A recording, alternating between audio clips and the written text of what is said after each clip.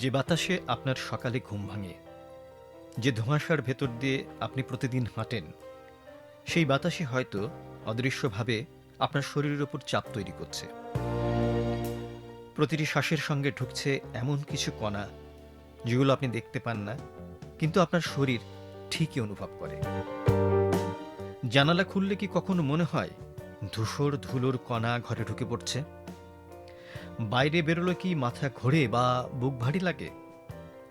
ঢাকার অনেক মানুষের জন্য এগুলো কল্পিত প্রশ্ন নয়, এগুলো প্রতিদিনের বাস্তবতা।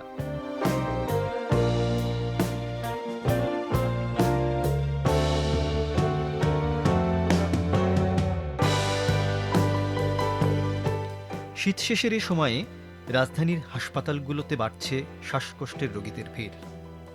চিকিৎসকরা বলছেন, রোগী বৃদ্ধির কারণ বাতাসের দূষণ। রাজধানীর আগারগাঁওয়ের 250 শয্যার টিবি হাসপাতালের তথ্য বলছে, চলতি বছরের জানুয়ারিতে এখানে চিকিৎসা নিতে এসেছেন 9,000-এর বেশি রোগী। গত বছর এই মাসেই রোগীর সংখ্যা ছিল 8,000-এর কিছু বেশি। চিকিৎসকদের কথা, রাজধানী জুড়ে শ্বাসতন্ত্রের রোগ বাড়ছে। এটি কোনো বিচ্ছিন্ন ঘটনা নয়, বরং একটি বড় জনস্বাস্থ্য সংকেত। বায়ু দূষণ এখন আর শুধু পরিবেশগত সমস্যা নয়। আন্তর্জাতিক গবেষণা অনুযায়ী এর প্রভাব শুধু ফুসফুসের মধ্যে সীমাবদ্ধ থাকে না। এটি হৃদরোগ, ডায়াবেটিস, ত্বকের সমস্যা, এমনকি মানসিক স্বাস্থ্যের উপরেও প্রভাব ফেলতে পারে।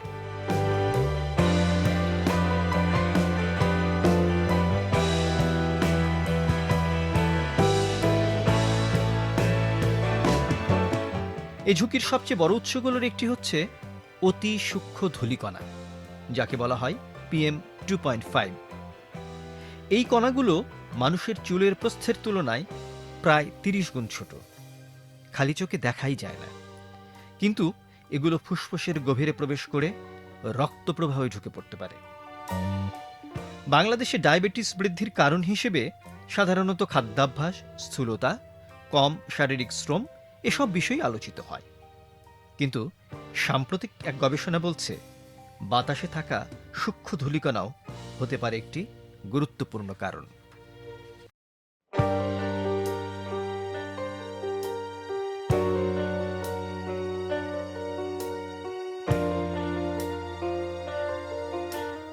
দু সালের জনমিতি ও স্বাস্থ্য জরিপের তথ্য বিশ্লেষণ করে ওই গবেষণায় গবেষকেরা দেখেছেন, বাতাসে PM 2.5 প্রতি 10 মাইক্রোগ্রাম বাড়লে ডায়াবেটিসের ঝুঁকি গড়ে প্রায় 10% বেড়ে যেতে পারে।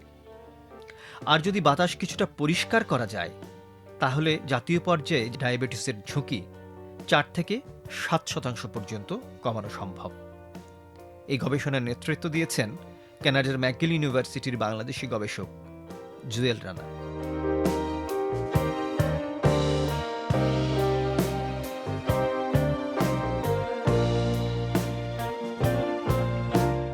বায়ু দূষণের প্রভাব কিন্তু এখানেই শেষ নয়। এনার্জি অ্যান্ড ক্লিন এয়ার গবেষণা কেন্দ্রের তথ্য অনুযায়ী বাংলাদেশে প্রতি বছর 1 লাখেরও বেশি মানুষ এই বায়ু দূষণের কারণে অকাল মৃত্যুর শিকার হন। এর সঙ্গে জড়িত হৃদরোগ, স্ট্রোক, দীর্ঘমেয়াদী শ্বাসতন্ত্রের রোগ এবং ফুসফুসের ক্যান্সার।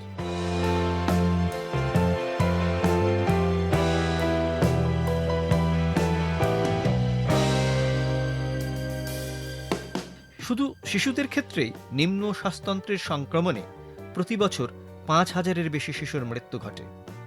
এছাড়া লাখ লাখ মানুষ অ্যাজমা সংক্রান্ত জটিলতায় হাসপাতালে ভর্তি হন। নষ্ট হয় কোটি কোটি কর্মদিবস।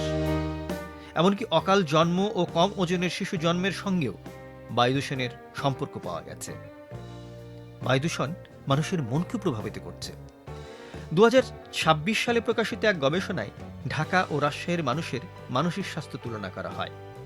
সেখানে দেখা যায়, ঢাকার প্রায় অর্ধেক মানুষ মাঝারি থেকে গুরুতর বিষণ্ণতায় ভুগছেন। রাজশাহীতে এই হার উল্লেখযোগ্যভাবে কম।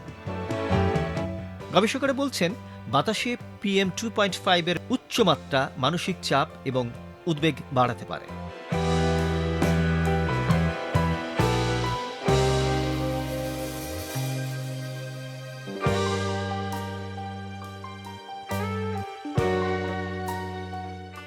এই অদৃশ্য সংকটকে সামনে আনতে ঢাকাভিত্তিক উদ্যোগ শালা আর্টিস্ট ক্লাব একটি ভিন্নধর্মী প্রকল্প শুরু করেছে। প্রকল্পটির শিরোনাম কোথায় পাবো আমি শ্বাস নেয়ার মতো বাতাস। ঢাকার বাসিন্দাদের এই প্রকল্পের মাধ্যমে আহ্বান জানানো হয়েছে নিজেদের অভিজ্ঞতা শেয়ার করতে। লেখা, ছবি, ভিডিও, এমনকি একিউআরের স্ক্রিনশট দিয়ে হলেও এই কাজে তারা সহযোগিতা করতে বলেছে। এই উদ্যোগের লক্ষ্য হল দূষিত বাতাস মানুষের শরীর ও মনকে কিভাবে প্রভাবিত করছে তার একটি নাগরিক দলিল তৈরি করা।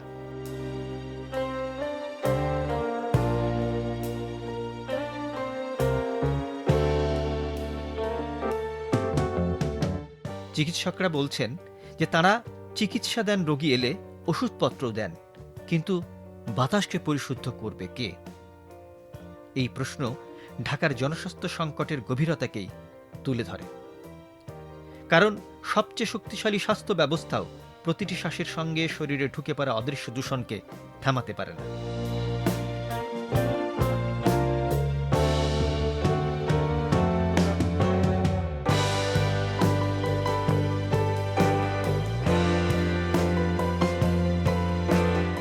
বিশেষজ্ঞরা বলছেন সমাধান আছে, তবে তা সহজ নয়। যানবাহনের দূষণ, ইটভাটার আধুনিকীকরণ, শিল্প কারখানায় কঠোর পরিবেশ মান বজায় রাখা এবং শহরে সবুজায়ন বৃদ্ধি, এইসব পদক্ষেপ জরুরি।